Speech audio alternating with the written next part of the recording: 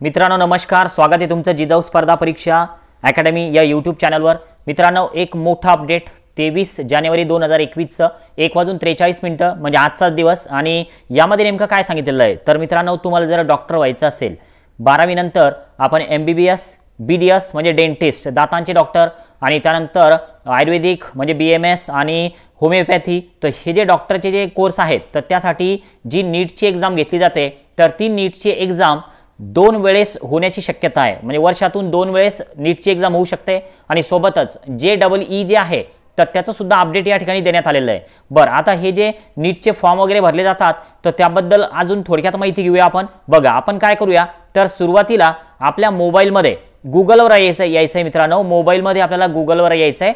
आता तुमच्या सर्वांच्या मोबाईलमध्ये जे ब्राउझर आहे तर त्यामध्ये गुगलवर तुम्ही जर आले आणि गुगलवर आल्याच्या नंतर तुम्हाला काय करायचं आहे की गुगलमध्ये तुम्हाला टाईप करायचं आहे MHTCET म्हणजे आतापासून हे अपडेट जर तुमच्याकडे असतील तर नक्कीच तुम्ही 12वी झाल्याच्या नंतर डॉक्टरच्या परीक्षेला पात्र होऊन त्या ठिकाणी प्रवेश मिळवू शकता। बघा आता MHTCET टाईप केल्यानंतर ही विंडो ओपन झाली गुगलवर।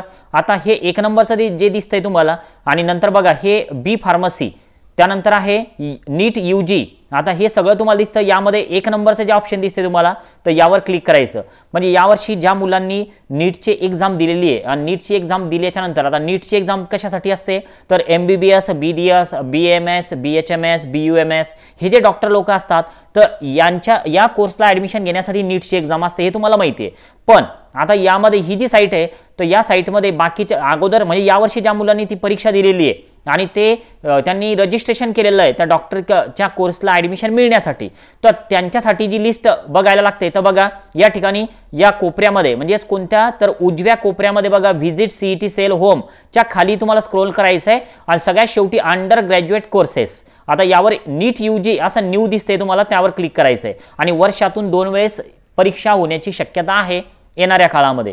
आता बघा यामध्ये काय काय दिलेलं आहे तर या ज्या नोटिफिकेशन असतात तर दररोज या ठिकाणी नोटिफिकेशन येत असतात की नेमकं काय काय ॲक्टिव्हिटी असते मेडिकल कोर्सला जर ॲडमिशन घ्यायचं असेल तर बघा हे 23 तारीख आहे म्हणजे आजची तारीख आणि नेमकं नोटिफिकेशन काय आलेलं आहे न्यू दिलेलं आहे। यामध्ये नोटिफिकेशन काय आलेलं आहे तर revise scheduled for mop up round जे मॉपअप राऊंड होत असतात म्हणजे ज्यांनी नीटची परीक्षा दिलेली आहे आणि त्यांना मार्क्स मिळालेले आहे आणि यावर्षी ज्या मुलांना 113 मार्क्स होते तर ते नीट क्वालिफाय झालेले होते OBC कॅटेगरीसाठी आणि त्यांनी त्या डॉक्टरच्या कोर्सला ॲडमिशन घेण्यासाठी अप्लाय केलेलं होतं।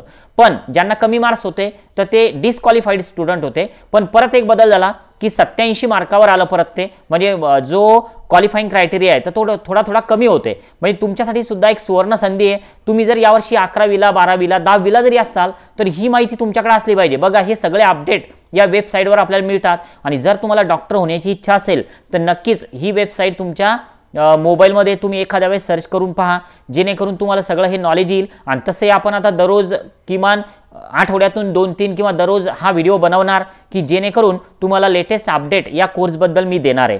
ओके तर नक्कीच या वेबसाईटला व्हिजिट करा एकदा। या ठिकाणी बघा काय दिसते इम्पॉर्टंट डेट्स ॲक्टिव्हिटी म्हणजे काय काय करायचं आहे न्यू रजिस्ट्रेशन प्रोसेस म्हणजे नवीन रजिस्ट्रेशन जर करायचं असेल कोणत्या कोर्ससाठी तर BMS म्हणजे आयुर्वेदिक डॉक्टर BHMS म्हणजे होमिओपॅथिक डॉक्टर नंतर BUMS म्हणजे युनानी आणि BPTH म्हणजे फिजिओथेरपिस्ट हे सुद्धा डॉक्टरच आहे। तर या सगळ्या BSc नर्सिंग सुद्धा यामध्येच येतं म्हणजे कोणाला जर BSc नर्सिंग करायचं असेल तर ते सुद्धा या अंडरमध्येच येतं। हे महाराष्ट्र CET सेल जे आहे तर हे सगळं जे कंडक्ट करतं तर हे सगळं नंतर तुम्हाला ऑनलाईन प्रेफरन्सेस भरले जातात त्यानंतर तुमचा नंबर लागेल किंवा नाही त्यासाठी राऊंड होतात तर हे सगळं आणि 1000 रुपये या ठिकाणी फी आहे। अर्थात ज्यांनी यावर्षी नीटची परीक्षा दिलेली आहे तर त्यांनाच हा फॉर्म भरता येतो या ठिकाणी तर त्यामुळे कोणालाही हा फॉर्म भरता येणार नाहीये। चला नवीन असाल तर एकदा नक्की सबस्क्राईब करायला विसरू नका, सोबत बेल आयकॉनवर क्लिक करा आणि व्हिडिओला लाईक करा।